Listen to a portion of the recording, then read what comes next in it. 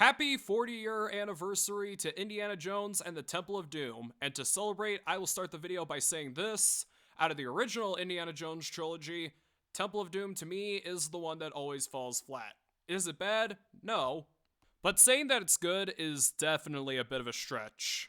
The first movie is a masterpiece, with the combination of action, violence, Hitler's BFFs, and Christian folklore. Let me explain why the sequel is So apparently, this movie is a prequel to the first, taking place a year before the first movie's opening scene.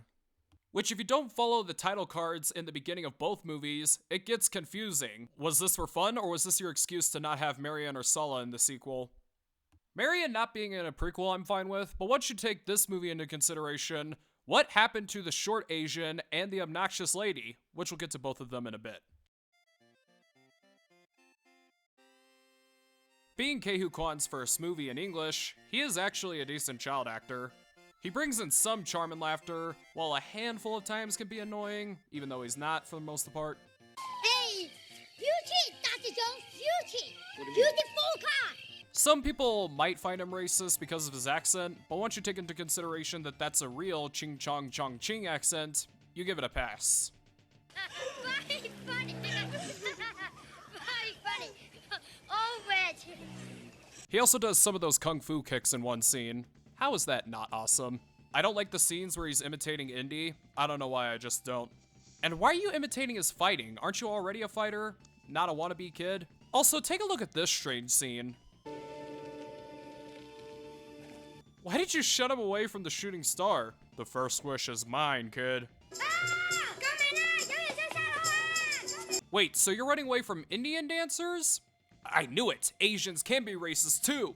Indy, I love you. Kid, are you gay? There's yaoi in Japan, not allowed anywhere else. Speaking of Asians, they introduced an adult Asian friend earlier in the movie.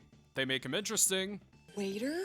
Wuhan's an old friend. And then they kill his ass off. Why? Because of course they kill his ass off. I'm pretty sure he was the hero of the movie. I hate this cunt. She spends most of this movie complaining. That's all she does. I was happy in Shanghai. I don't want to go. Oh, I'm not that kind of girl. I can't go to jelly like this. I could make the entire rest of the video a compilation of her complaining if you want. You really need a bath. This is who we call a relatable character. Oh, Indy! They're stealing our rides! We walk from here. That's exactly what's gonna happen to you, and I would have been a lot happier. Indiana Jones! This is one night you'll never forget.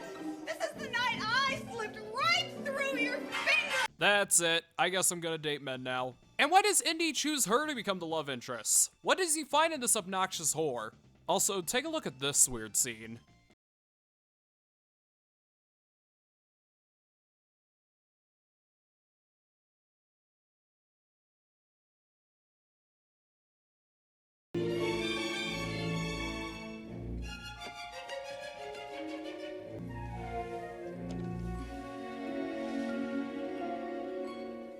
So why is this an Indiana Jones movie? Go back to the whining. Hey, I'm right here. Sucks. Oh, I broke a nail.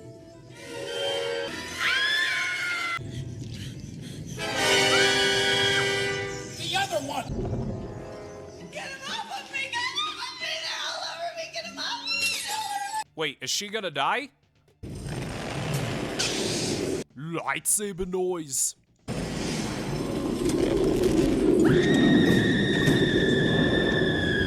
Yes, yes, yes, yes, yes. Kill her. No, no, no. She's supposed to die. Put her back in there, Harrison. Also, take a look at this scene. I caught him trying to pick my pocket. Didn't I, short stuff?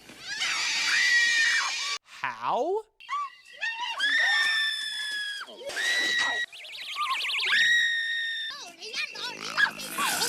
That's right, she's scared of everything in the forest. This is a kid's movie, isn't it? Actually, it would have been better if the scene went like this. I caught him trying to pick my pocket. Didn't I, short stuff?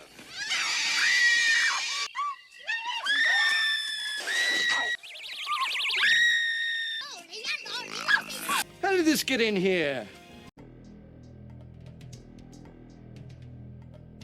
Most people say that the rating system is broken. Well, back then, and especially now are valid, this movie out of the original trilogy is the most violent. The first one was violent too, it's just that this one was more explicit, which I have no problem with, by the way. I like how they establish when the villain rips out hearts, Still alive. the villain dies in a crocodile pool. I wish that was how Steve Irwin died, you know? We have squirting into human juice, and we have the infamous Indian dinner scene with the snake C-section, eating the snake C-section, Beatles, eyes a ball soup, and finally, Chilled a monkey brain. some people might call this scene racist, which leads me into one of the main controversies of this movie is the usage of Indians. Heck, this movie was even banned in India as a result of that. I see why people would call the dinner scene racist. I looked it up to see if they actually do that in India. They don't. I wish they did, because it looks delicious. My main defense is that they're villains, and it makes sense that they would do this. My main complaint is that it's gross. And mouthwatering, too. And come on, the movie is about Indies saving a village of Indians. Be grateful, diversity beggars. And I don't know why, but this frame here kind of freaks me out a little. So you will go to Pankot Palace to find Shivalinga and bring back to us. Bring back to us. He says they stole their children. I mean, what are we supposed to do? Go and send a rescue team? I also like the scene with the one kid who escapes. It's chilling, scary, you know he's gonna die. He's relatable because of his starving body. Speaking of Indians, there's the villain. The villain is eh. Some people might say the villains in the first movie were forgettable. While that is true for most of them, Belloc was memorable because he was Indiana Jones's rival, and he was a cheater. This villain is memorable because of his headgear and his fatalities. Chilling frame, am I right? Oh, Indy! They're stealing our rides! Yeah, why are they leaving? Wouldn't it be better if we had a death count with them? Or maybe one of them becomes one of the main characters? I don't know, I don't care anymore. There's also the Kid King, the one behind everything. The deaths and the slavery, he was brainwashed. Because of course he was brainwashed. Because no one wants a kid who's full on evil on his own. You know, the more I make my videos, the more I find out that my critiques are based off potential. I like that about myself. Okay, no joke, while making this video and looking for that picture, I did not know that. That's cool. Well, it's an Indiana Jones movie, so this is a lifesaver, of course. We have the Paramount logo turning into a gong. Okay, that's clever. We have the Hong Kong Club with its silver atmosphere and silver railings. I don't know what those kind of restaurants are called, sorry. And it has Wuxi statues. The Indian Palace has its shots. I also like the outside view. The Indian Village gray, smoky atmosphere because of how gloomy it is.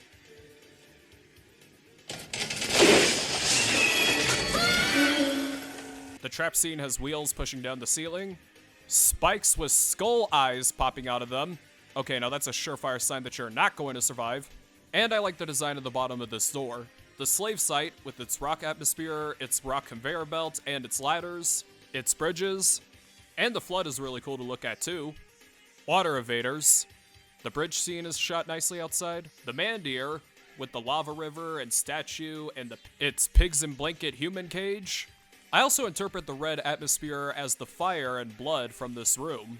The worshippers can also be used as the audience for fight scenes. And the statue for its eyes and its nose has the movie's main relic, the Stones of Shabaka, which leads us into... For this movie, I like that they step away from Christianity and onto Hinduism, which is weird because I'm a Christian myself, but okay. This movie's relic is called the Stones of Shabaka. The Shabaka stones are based off the Sivalinga, the symbol of the Hindu god Shiva.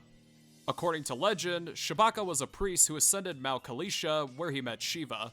Shiva invested in 5 stones, invested in magical properties that Shabaka could use to combat evil. Also, going back to the cinematography for a bit, They kind of look like pretzels when they're not all lit up, you know. Hey look, another saving grace. The action. We have Indy hiding behind a gong so he doesn't get shot. I forgot what this thing is called, so I'll just say the porch falling is pretty good. The bedroom fight with the attempted lamp burn, and the whip choke on the enemy was worth it. The minecart scene with its Grace Kelly wheels. A failed sabotage, relatable. Knocking down the sand. The scene technically becomes a roller coaster. The cart tipping over the lava, but it's ruined by this. Oh, shit! I like that Indy has a voodoo doll in one scene. The conveyor belt brawl, which ends in death by buzzsaw. Again, rolled into human juice. I'm pretty sure that's Armie Hammer's favorite drink. Before we get to the bridge scene, we have a cliff geyser. Short round about to fall. You know, I'm kind of surprised people don't call this movie racist because of that scene, because Asians do tend to fall. In love with tentacle hentai. Why am I doing this joke? Short round gets ready for the drop by tying his wrists. Also, why are you idiots in the back not shooting your bow and arrows already? He's about to kill your master. And then...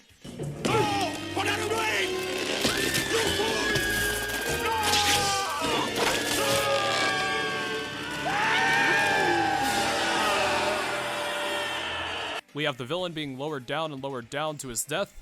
This is a cool defeat scene, but you only needed one of those stones?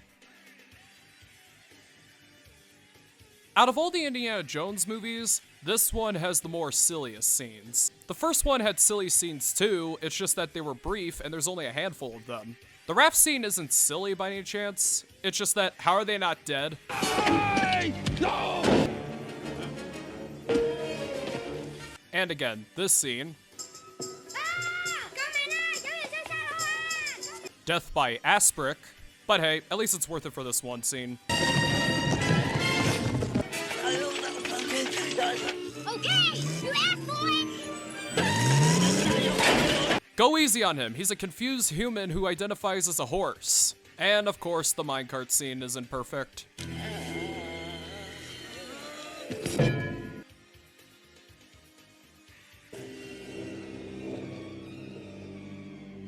I like how Indy's getaway pilots are slaves to the villain in the beginning of the movie.